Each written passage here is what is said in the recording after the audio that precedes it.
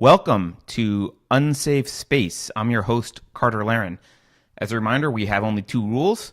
Number one, feelings are not arguments. Number two, no hitting. Thanks for watching. Now, normally, I don't do a lot of writing, even though I prefer writing. I know a lot of you prefer listening or watching. But in the aftermath of the Kavanaugh circus, let's call it, I wrote a piece that I think is important for people to read and understand. And so since I know a lot of you don't want to read, I'm going to just read that piece basically verbatim. I've got good old-fashioned paper right in front of me. If you want to read it yourself, you can go to unsafeshow.com. The piece is called Kavanaugh Aftermath Secret War. So I'm just going to read that now. I apologize, it's less dynamic when someone just reads, but this is for those of you who don't want to read and would rather just do something else while you're listening. So, here we go. Finally, the circus is over, for now. In a narrow 50-48 vote on Saturday, the Senate confirmed the nomination of Brett Kavanaugh to serve as the next Associate Justice of the Supreme Court. Even though he was eventually confirmed, many Americans are looking at the chaos over the last few weeks and scratching their heads. Sudden and vague last-minute allegations from 36 years ago paraded around as fact by Democrats, celebrity activists, and the media? Not to mention what followed: gang rape, dark innuendo about high school yearbook terms like boofing and devil's triangle. He drank beer? He threw ice? And after all the denigration, after headlines like Kavanaugh, an entitled frat boy rapist or lifelong serial rapist, appeared across the internet, after Amy Schumer managed to intentionally get herself arrested in protest of what she called, quote, a vote saying women don't matter, and after even Molly Ringwald's failed attempt to dazzle Twitter with the sort of vituperating wit only an entitled celebrity could conjure, the argument against Kavanaugh eventually became, look, now he's too angry at us to be on the Supreme Court.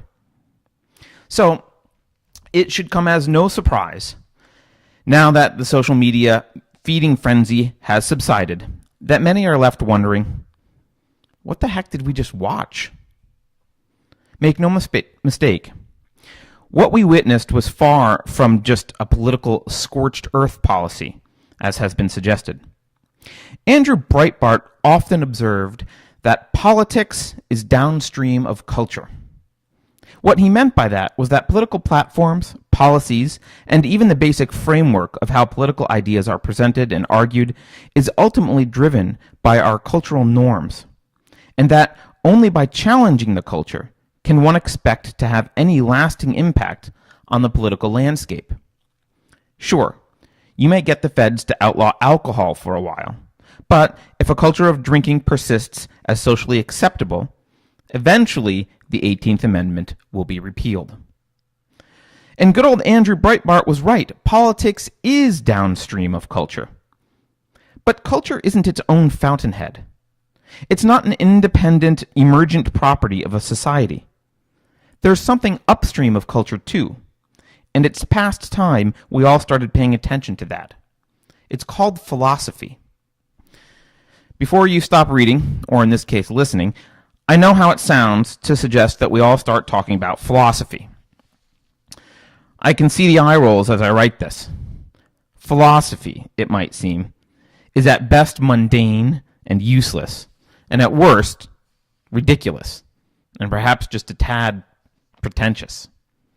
After all, we just witnessed a major party gleefully flush the moral concept of presumption of innocence straight down the can.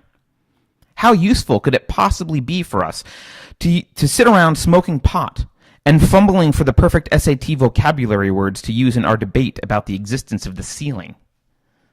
The problem is, you've been lied to about philosophy. We've all been lied to, intentionally, for decades.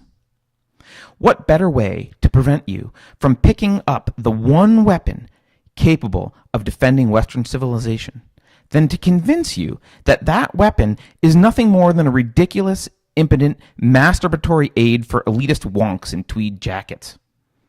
The reason you assume philosophy is irrelevant is precisely because it's been hijacked by, well, elitist wonks in tweed jackets. But they're wonks with an agenda, and that agenda is to destroy the entire notion that philosophy can be a useful tool for anything practical, most especially a tool for defending Western civilization. They are called postmodernists. The result of the intellectual sedition of the postmodernists has never been more publicly visible than during the recent Kavanaugh hysteria. Take, for example, the prevalence of the hashtag #BelieveAllWomen and hashtag #BelieveSurvivors trends on Twitter. Or the emphatic insistence in halls and on elevators that all survivors must be unconditionally believed, and that failure to punish one accused man is equivalent to endorsing the behavior of all rapists everywhere. Many conservatives responded by citing the allegations against Democrat Keith Ellison, which the left have conveniently ignored. Or Robert Menendez, or Bill Clinton, or Ted Kennedy. Of course, this didn't work, and it was never going to work because the left doesn't actually believe what they claim to. Only conservatives think there's an argument happening. The left knows better. The left doesn't actually care about believing all women, and they don't really care what Devil's Triangle means. Their goal isn't to arrive at any truths or universally applicable set of moral principles. Their goal is to find the right combination of phonetic sounds to shout at you in order to get you to bend to their will. They're not arguing. They're just leafing through their spellbooks looking for an incantation that might work. It may sound preposterous, but only if you haven't been paying attention to those wonks in tweed jackets for the past several decades. So let's get back to basics. Instead of asking the duplicitous tweed jackets, let's start with a simple definition of philosophy from the dictionary. Not coincidentally, even this is shaped by philosophy. Dictionary.com defines philosophy as the rational investigation of the truths and principles of being, knowledge, or conduct. This is consistent with older definitions from the Oxford American Dictionary, Webster's, and the New Century Dictionary from 1952. I keep an old dictionary right behind me on this bookshelf. We'll call this the wishful thinking and somewhat more traditional definition of philosophy. On the other hand, Merriam-Webster now offers a jumble of meanings for the term, including pursuit of wisdom, a search for a general understanding of values and reality by chiefly speculative rather than observational means, and the most basic beliefs, concepts, and attitudes of an individual or group. The difference between the more traditional, narrow definition and the more vague, inclusive definition arose as a result of those damn tweed jackets again, a particular brand of them called deconstructionists. Thanks to the deconstructionists, it's clear from the definitions that if you want philosophy to mean anything, to be practical and usable in any way, you're better off with the more traditional definition. That's not by accident. To explore further, we need to understand at least three of the major branches of philosophy, described below. Number one, metaphysics. This is not the woo-woo kind of metaphysics you see next to books on astral projection at the bookstore, if you're old enough to remember bookstores. Metaphysics is merely the study of the fundamental nature of reality. Are we living in the Matrix, or does the ceiling actually exist? Or does it exist and not exist at the same time? Those are metaphysical questions. For most people, the idea that we need to start questioning the existence of the ceiling is a bit absurd, but not to philosophers, and especially not to the modern tweed jacket variety. Metaphysical questions that might seem much more pertinent to most people are questions like, does God exist? The tweed jackets don't really care about your answer to that question, so long as you're not entirely sure about the ceiling. Number 2, epistemology. This is a big word that basically just means the study of the theory of knowledge. In other words, how do we know what we know? Do we observe reality empirically with our senses and use a process of reason to arrive at non-contradictory conclusions? Or do we just feel things and know them to be true in some innate way? Or are we blind to reality, impotent to ever know what's true at all? The third branch is ethics. This is exactly what you think it is. How should humans act? Are there universal rules?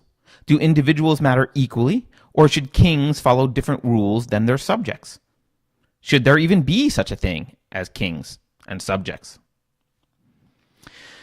Most of us spend our lives not bothering to think much about metaphysics, epistemology, or ethics because to most people the answers to those questions are more or less obvious, at least in the practical sense. We assume the ceiling exists as well as the floor.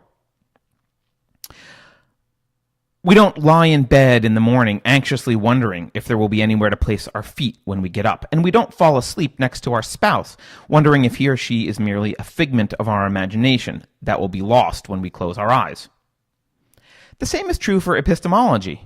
For the most part, we accept that observation and reason are our primary tools of cognition. Would be more than slightly horrified if our neighbor insisted that we must undergo brain surgery simply because he really, really felt that we must have a brain tumor, even though there was no evidence of it. As for ethics, most people have a vague sense that individuals, no matter what economic, racial, sexual, political, or other buckets they may fall into, are imbued with some sort of rights, and that those rights prevent us from lying to each other, at least about the big stuff, cheating, stealing, or murdering. The golden rule, most people assume, is a pretty okay rule of thumb that can be universally applied.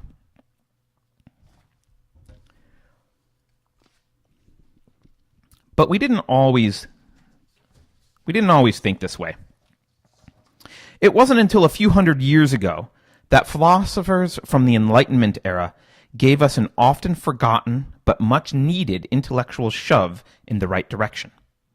In terms of metaphysics, epistemology, and ethics, and other branches of philosophy, the Enlightenment changed the course of Western civilization. In metaphysics, Enlightenment thinkers concluded that there was a single, knowable world that exists independent of our wishes. The ceiling exists. Period. Of course, there was some disagreement about the nature and existence of a deity, but as for the ceiling, they were sure. In terms of epistemology, Enlightenment thinkers knew that people could perceive things differently, but believed that through a process of empiricism and reason, we could all eventually come to the same objective truth. There was no her truth in the Enlightenment. There was simply the truth. In terms of ethics, Enlightenment thinkers were particularly impactful, especially when it comes to the founding of America. Prior to the Enlightenment, there was a moral concept called the divine right of kings. This basically meant that moral principles were not universally applied to everyone.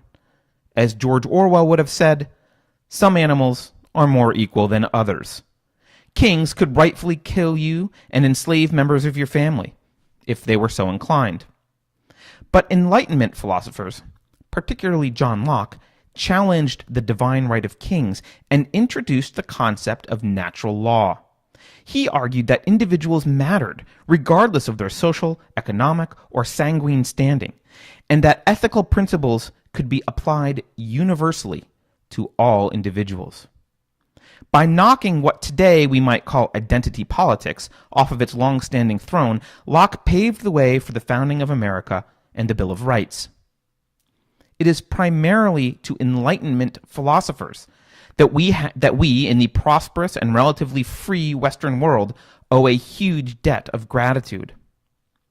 They provided the metaphysical, epistemological, and ethical foundations for what has become the most successful culture in all of human history. Which brings us to the postmodernists in tweed jackets.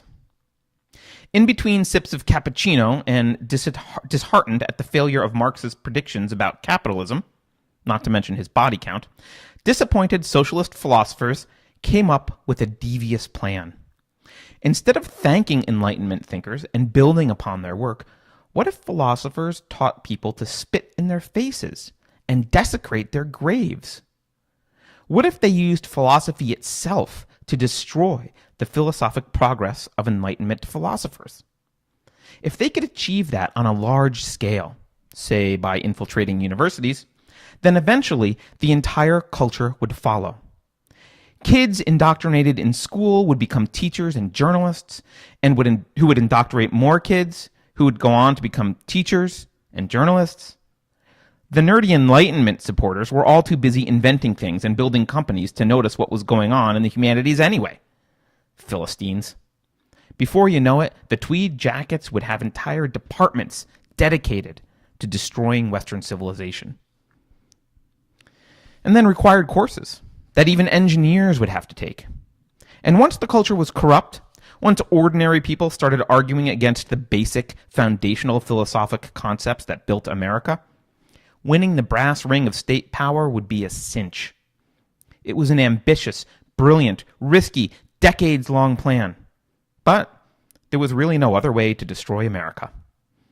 The tweed jackets were up for it, but it was going to take a lot of cappuccino. What should they call this new brand of anti-philosophy?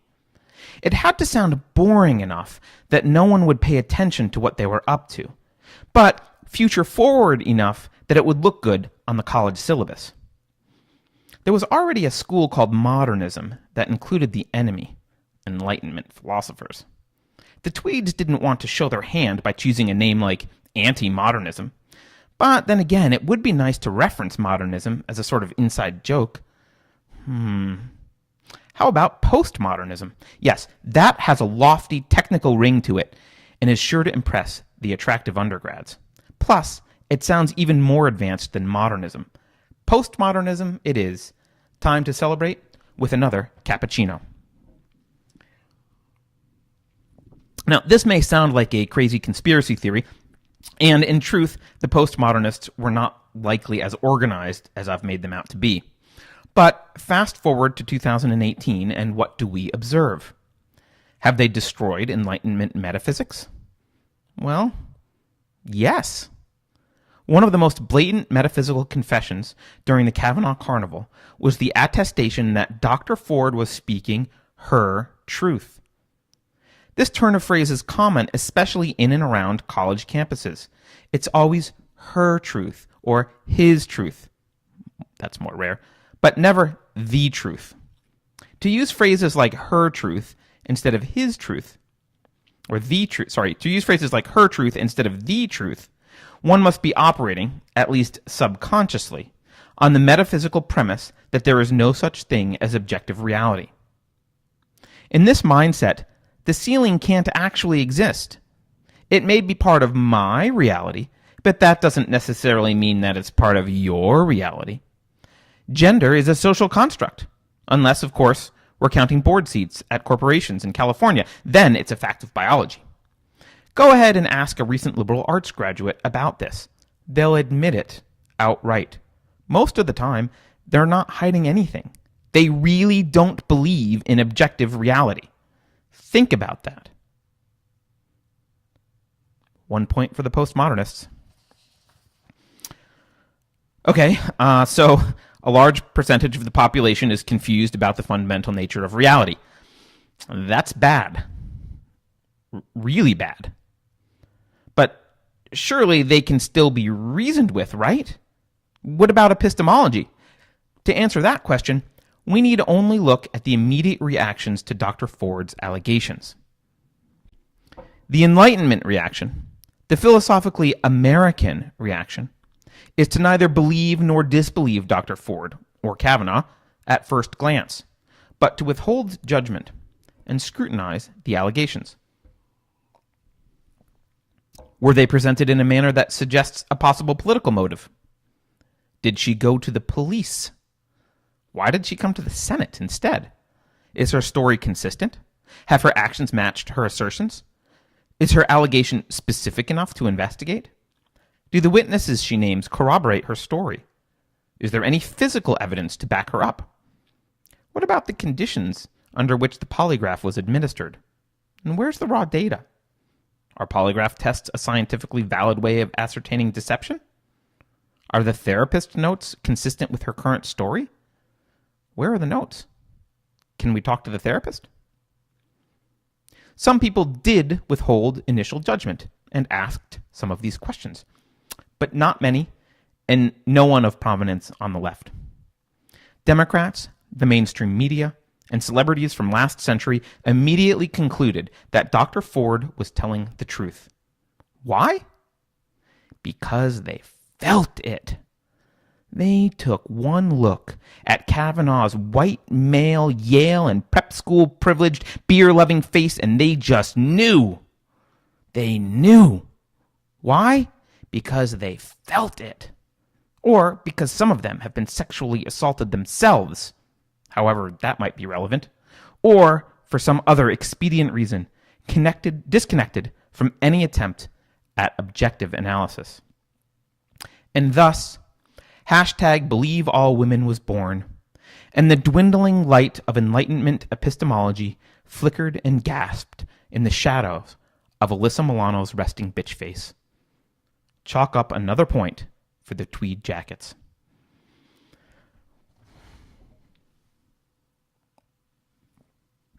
Well, shit.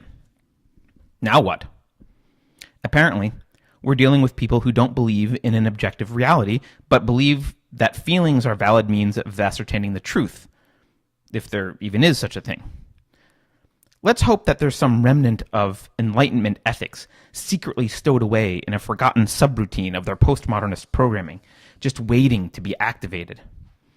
How might we activate it? Let's look at their mantra. Believe all women. Maybe we could cause a short circuit by taking it seriously. What if we show them that they don't and can't possibly take this idea seriously and apply it universally to everyone? Maybe if they see that, they will reboot. Unfortunately, no. Conservatives are continually infuriated by the fact that this principle is not applied universally to all women. But from an ethical perspective, the left doesn't believe in universalism at all. Take the horrendous way in which Kavanaugh was treated, his reputation utterly demolished without justification. It didn't even matter, Senator Cory Booker eventually admitted, whether Kavanaugh was innocent or guilty. The horrifying truth is that the left doesn't care one iota about individuals. Only group identity matters.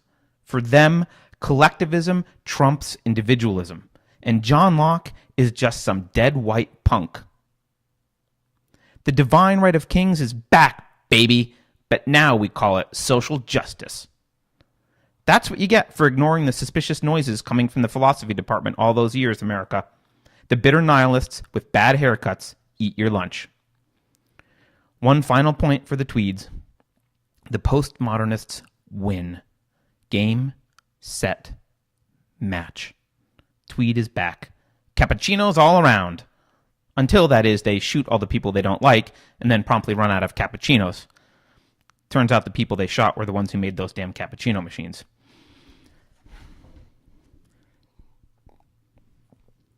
Okay, so right now you're probably either depressed or you don't believe me. For the non-believers, I thought about including some ample quotes from the postmodernists with the most tweed jackets. Foucault, Derrida, Rorty, Lentrichia, Lyotard. But let's face it, this piece is already too long, and you really won't believe me when I tell you that Lentrichia blatantly admits that postmodernism, quote, seeks not to find the foundation and conditions of truth, but to exercise power for the purpose of social change. Or that Lyotard argues, reason and power are one and the same, and not in a good way. They're all straight-up Marxists, most of them explicitly. And just in case you needed a reminder, Marxist philosophy was directly responsible for the death of about 100 million people in the last century. So, more funding for the Gender Studies Department is hardly their end goal. And that's how we arrive at depression. It sucks. I know. And I haven't even reminded you yet that you took out that second mortgage to send your mediocre, directionless kid to a prestigious university. You want me to tell you about how college professors explicitly describe using deconstructionism as a weapon to undermine Enlightenment beliefs of incoming students, hollow out their brains, and install leftist ideology? No? Okay, another time then. Hey, what was your kid majoring again? Yeah, that. Nice job going into debt so that she can help destroy Western civilization, buddy. Thanks a million. So now you have to deal with both depression and guilt. You're welcome. Relax. There's at least a silver lining to all this, and that is, now you know. Looking out at the world, watching Bette Midler tweet hysterically and Washington Post employees pretend that they're journalists can be confusing if you don't understand the virus that's been running rampant in this country for decades. It's not so much that the postmodernists have been in hiding, but rather that we haven't been paying attention to them. They tricked us into believing that philosophy was a ridiculous waste of time way back before Bernie Sanders was born. And then they spent the next several decades making it look so ridiculous that no outsider could possibly take it seriously. But they were serious. Dead serious. And while we weren't looking, they brainwashed entire generations of us. And those generations grew up and brainwashed more. And by now, their third and fourth generation minions have assumed the reins of power and influence. The good news is that now you know where they are, and you know what they're up to. So fight them. Fight them with your dying breath. Because it may be a long, drawn-out battle, but it truly is a battle of life and death. Don't pay those bastards to indoctrinate your kids. The internet has everything for free now anyway. And certainly don't send money to your alma mater. Trust me, your alma mater sucks now. You've been duped. It's part of the problem, no matter how much you like their football team. Stop reliving your glory days and move on. Look around you. Wherever you find the postmodern cancer surface in American culture, irradiate it with Enlightenment principles. Maybe you wouldn't convince the brainwashed, but you might convince a bystander, and that might be enough to tip the scales. As for actually saving Western civilization, I don't know whether it's too late or not. But in the end, what do you have to lose? A few Facebook friends? Some Twitter followers? The respect of a washed-up actress you had a crush on in the 90s? Avoiding the consequences of postmodern philosophy is well worth it, because the inevitable result is not some post-American utopia of peace, harmony, and abundance for all. All roads lead to some form of Marxism, a collectivist, political authoritarianism with post-apocalyptic aesthetics to match its body count. Marxism, as it turns out, sucks. Big time. Especially once they run out of cappuccino. Thanks for listening, everyone. Excuse me. If you want to learn more about postmodernism and its influence on the culture, I think there's really no better book to read than Explaining Postmodernism by Stephen Hicks. I think I've mentioned it previously. Also, if you want to learn more about the Enlightenment, I recommend anything by Alan Charles Kors. It's Kors. You can go look for him on Amazon. He's an expert in the Enlightenment. So anyway, thanks again. Thanks again for watching and or listening. Please like, share, subscribe. You can go to unsafeshow.com. We're also unsafeshow on Twitter. Please also support us if you can. You can go to patreon.com/unsafespace. And you can just go to unsafeshow.com, and there's options for cryptocurrency and that kind of thing. So thanks again. Have a great Sunday or whatever day it is you happen to be listening to this, and I'll talk to you next time. Thanks.